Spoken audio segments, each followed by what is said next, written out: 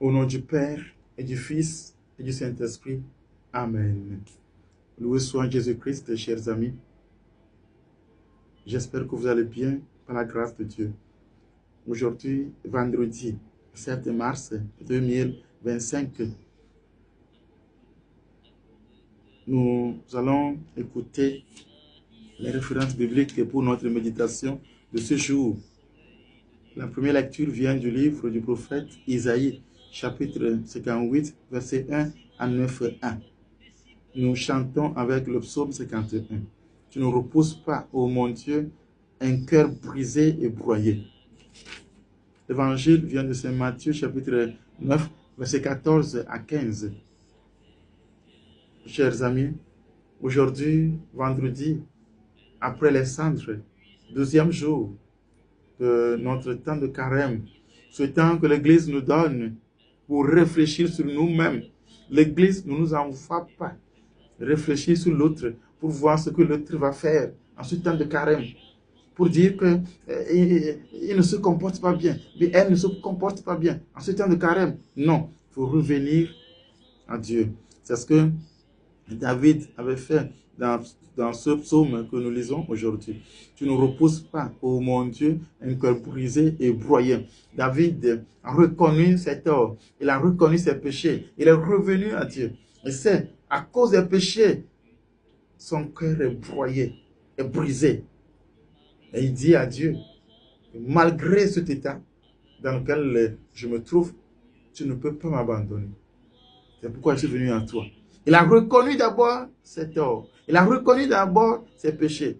Et ce qui fait que la chrétienté d'aujourd'hui, nous n'arrivons pas à expérimenter les miracles de Dieu. Nous n'arrivons plus à expérimenter la miséricorde et la protection de Dieu.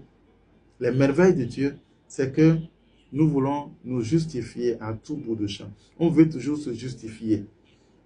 J'ai fait ci, j'ai fait ça parce que mon père, parce que ma mère, parce que ma femme, parce que mon mari, parce que les enfants. On se justifie. J'ai l'habitude de le dire. Même au confessionnal, les gens viennent avec des justificatifs. Ils sont là pour justifier ce qu'ils ont fait. J'ai commis la fornication parce que. J'ai commis l'adultère parce que. J'ai volé parce que. Non, tu as volé, tu as volé. Si le confesseur te pose des questions pour comprendre les circonstances dans lesquelles tu as fait ce que tu as fait, pour t'aider à ne plus retomber, pour t'aider avec des questions, avec des conseils, à ne plus retomber dans des mêmes péchés, là, tu peux parler. Sinon, on vient à Dieu, on demande à Dieu pardon, et c'est fini. Tu veux te justifier, toujours. Et il y en a qui sont ensemble il y a des années. Mais leur partenaire dit que moi, je n'ai jamais blessé mon partenaire. Un partenaire dit, je n'ai jamais blessé l'autre. C'est lui seul qui me blesse. C'est elle seule qui me blesse. Mon frère, ma soeur, je voudrais te dire ce matin, que ce n'est pas parce que ton partenaire ne dit rien qu'il ne sent rien. C'est pas parce que il ne te dit jamais que tu me blesses, que tu ne le blesses pas. Des fois, c'est pour garder l'harmonie que lui ne dit rien. C'est pour garder la paix au foyer, ou bien la paix au boulot, la paix au marché, que lui fait toujours ton éloge. Des fois, il sent aussi la blessure, tout ce que tu lui fais, mais il ne veut pas parler pour enflammer encore ce qui est déjà enflammé. Donc, revenons à nous-mêmes. Revenons à nous, reconnaissons nos torts, nos péchés. En ce temps, ce n'est pas le moment de dire que, regardez, c'est un chrétien qui se comporte comme ça, c'est une chrétienne qui se comporte comme ça. Ce n'est pas normal. Le chrétien ne doit pas faire ci, ne doit pas faire ça. Et toi-même, ce que toi tu fais, est-ce que c'est normal? C'est-à-dire, l'Église ne nous envoie pas regarder la vie des autres. Laissez les autres en paix. Mais laissons les autres en paix. Et revenons à nous-mêmes.